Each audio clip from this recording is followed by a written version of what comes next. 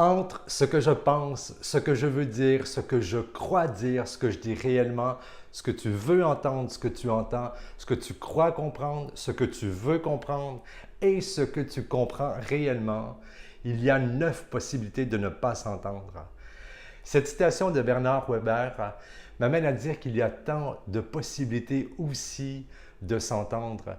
Et je pense notamment à ce couple.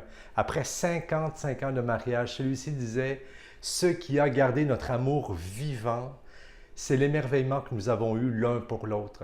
Le fait de nous relier à la beauté, parfois cachée dans le cœur de l'autre, est ce qui a permis de garder notre amour vivant. » Personnellement, un des trucs que je me donne pour nourrir mes relations, pour les garder vivantes, c'est le fait de prendre le temps, de changer de rythme dans mes relations.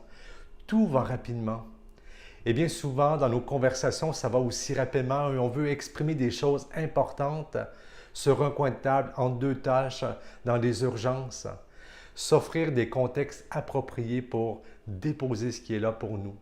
Et ça demande de changer de rythme afin de prendre le temps de s'exprimer pour être compris, d'écouter l'autre pour le comprendre. Et parfois, ça demande juste un peu plus de temps pour bien dire les choses et bien se relier à ce que l'autre tente d'exprimer, de dire de lui. Et ça passe par le fait de s'accorder parfois juste un peu plus de temps. Voilà un des trucs que je me donne pour ce couple, c'est l'émerveillement. Quels sont tes trucs à toi qui fait que tu peux nourrir des relations qui vont être harmonieuses, qui vont être agréables?